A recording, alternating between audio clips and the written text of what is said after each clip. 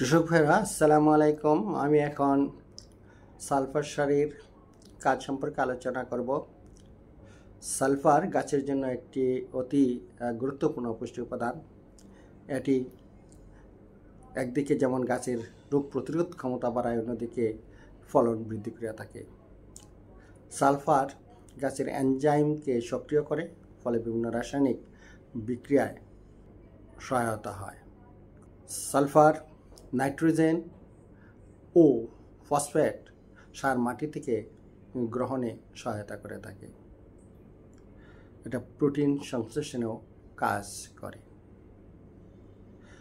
তৈলবীজ জাতীয় ফসলে তৈলের পরিমাণ বৃদ্ধি করে, তাছাড়া ফসলের গুণগত মান উন্নত করে থাকে।